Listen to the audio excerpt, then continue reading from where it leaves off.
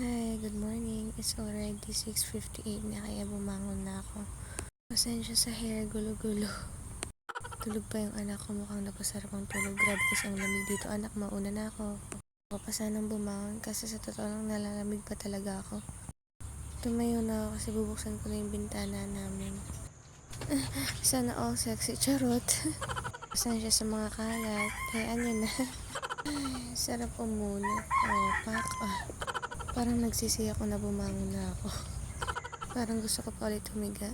Daya mo anak, ikis na lang kita.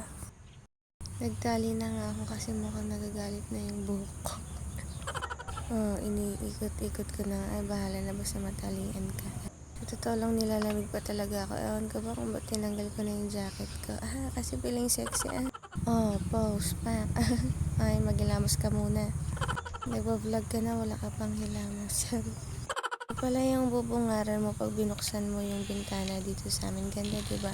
Lumabas na ako para tingnan yung lababo namin. Nakalimutan ko may mga hugasin pa pala ako. Bago maghugas, kamot-kamot. Nahahati kasi talaga yung kilik-kilik ko.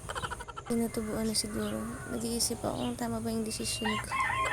Ang lamig pa ng tubig para maghugas. Wala na, nandito na nga. Sige na, maghugas na lang talaga ako.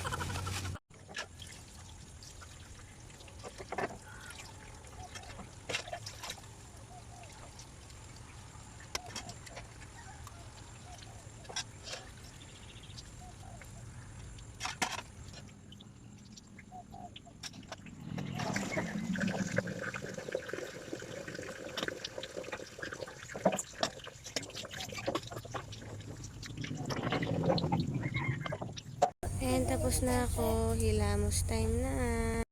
Ay, mali pala. Muna. Nakalimutan ko, mabaho pala hininga ko. Simula pa kanina. Naku, kung gising na yung anak ko, nasuka na naman siya sa amoy ng bunganga ko. Ewan ko bang saan siya nagmana? Di naman ako maarte, maganda lang, charot. Umabot na naman yung pagkabaliw ko, kaya sinayaw ko na lang talaga yung lamig. Water yan. Yan, ilalagay ko na sa mga lagayan yung mga inugasan ko kasi tapos na ako. Sinong may pake ngayon? Charot. Ayun, maghihilamos na ako kasi maraming naipon na muta. Charot. Yak. Magsasabon na nga ako para lagyan yung aking mukha para naman pumuti. Diba? Naku, asa ka pa. Bakit ba kasi ako pinanganak na negra? Charot. Kahit anong kuskus ko ng sabon, wala naman nangyayari sa pagmumukha ko. Tapos na ako maghilamos, kaya pinunasan ko na rin yung mukha ko. Napapansin niyo, baliktad yung damit ko. Ganyan talaga dito sa amin para pag may nabumati sa'yo, hindi ka mauusog. Lagi kasi ako nababate, maganda kasi ako, charot. Ayan, maglalagay na ako ng mahiwagang lotion. Dito na lang kasi ako kumakapit.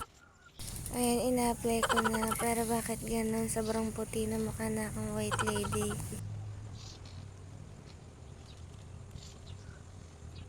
Ayan, tapos na ako. Wala naman nagbago.